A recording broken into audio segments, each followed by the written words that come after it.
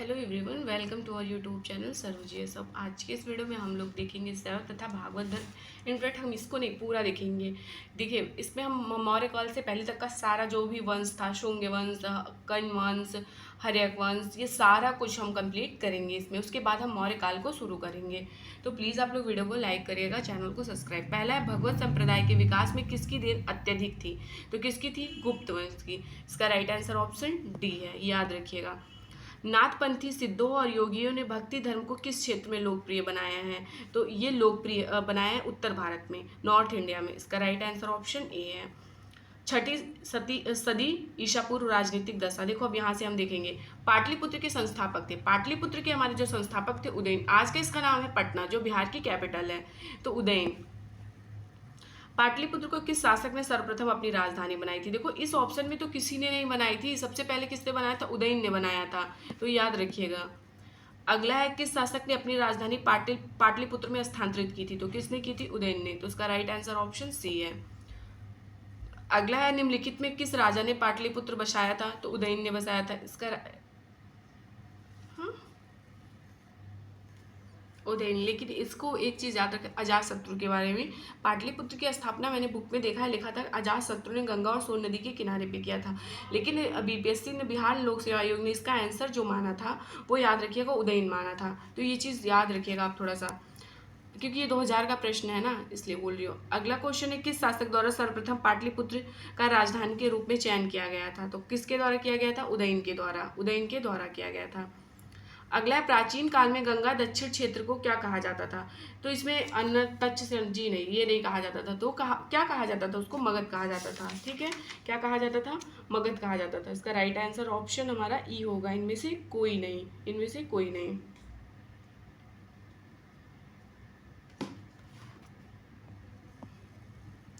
अगला है, प्रथम मगध साम्राज्य का उत्कृष्ट किस शताब्दी में हुआ था? तो ये छठवीं ईसा शताब्दी में, ईसा पूर्व छठवीं शताब्दी में। अगला क्वेश्चन है, निम्नलिखित में किस महान शासक ने प्राचीन बिहार में हर्यक वंश की स्थापना की थी? तो हर्यक वंश की स्थापना की थी बिंबिसार ने। किसने? बिंबिसार ने की थी। इसका राइट आंसर ऑप्शन ए है। ये बहुत बार पूछ चुका है, तो बिंबिसार ने किया था। मगध की राजधानी राजगीर का प्राकृतिक नाम क्या था? राजगृह था, राजगृह। इसका राइट आंसर ऑप्शन बी है। बीपीएससी 3 जुलाई में पूछा हुआ है, 2024 में। अगला क्वेश्चन दिया है, इसको मिलाना है, कौन सा महाजनपद कहाँ थी और किसकी राजधानी? सबसे पहले हम देखते हैं हमारा गंधार, वत्स, अंग, मल्ल। मल्ल जनपद जो है उसकी राजधानी क्या थी? तो याद रखिएगा, मल्ल जनपद की राजधानी हमारी जो थी वो कुशीनारा थी। क्या थी? कुशीनारा। ए का 4 जिस ऑप्शन में देखिए, ये 3 तो कट गया, एक मिला हुआ है। ठीक है, कुशीनारा थी। क्या, कहाँ पे थी? कुशीनारा। उसके बाद अंग का क्या था? चंपा। अंग का चंपा। गंधार हमारा कहाँ पे था? गंधार हमारा जो था ना, ये याद रखिएगा, तक्षशिला। वत्स हमारा जो था, कौशाम्बी। तो इसका राइट आंसर ऑप्शन ए होगा।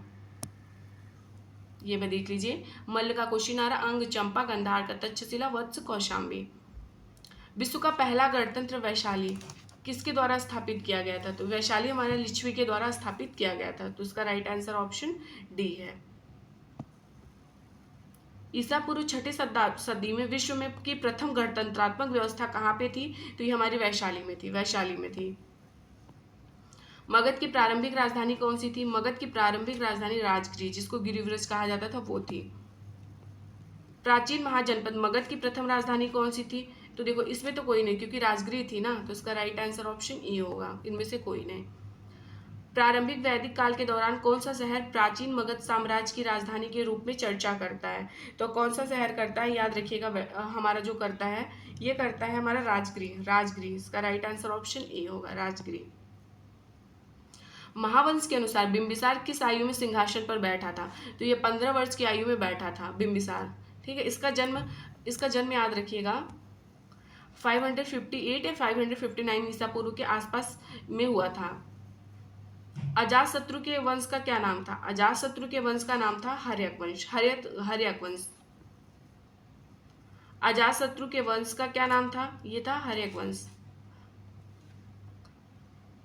16 महाजनपदों की सूची उपलब्ध है। ये अंगुत्तर निकाय, बौद्ध धर्म का ये ग्रंथ है, याद रखिएगा। अंगुत्तर निकाय में 16 महाजनपदों के बारे में जानकारी मिलती है।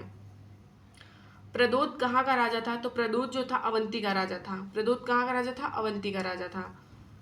मगध शासक बिंबिसार का चिकित्सक कौन था? इनका चिकित्सक जो था ना वो जीवक था। कौन था? जीवक था। इनका चिकित्सक कौन था?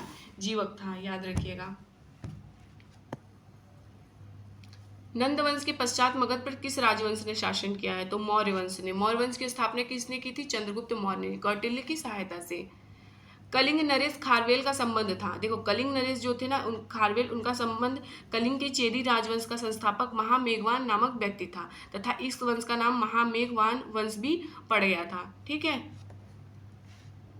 तो महामेघवान वंश भी पड़ गया था और चेदी वंश भी। तो इसका राइट आंसर उपयुक्त में से एक से अधिक होगा। अगला है राजा खारवेल का नाम जुड़ा है। राजा खारवेल है, उनका नाम कहाँ पे जुड़ा हुआ है? तो हाथी गुम्फा लेक के साथ। हाथी गुम्फा जो लेक है वहां पे। तो इसका राइट आंसर ऑप्शन सी है। अंग जनपद की राजधानी क्या थी? अभी हमने देखा अंग की जनपद राजधानी क्या थी? चंपा थी, चंपा।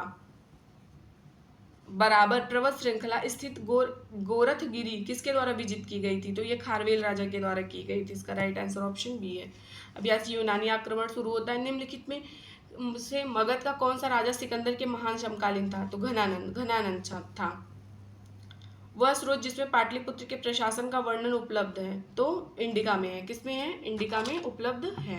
इसका राइट आंसर। इंडिका की रचना किसने की थी? मेगास्थनीज ने। हुड़ राजा तोरमाड़ किस औलियर राजा द्वारा पराजित किए गए थे? तो कौन से औलिगर राजा द्वारा पराजित किए गए थे? प्रकाश धर्मन के द्वारा। अब यहाँ से हमारा मौर्य साम्राज्य शुरू होता है, तो हम अगले वीडियो में मौर्य साम्राज्य देखेंगे। तो प्लीज़ आप लोग वीडियो को लाइक करिएगा, चैनल को शेयर सब्सक्राइब करिएगा। Thank you.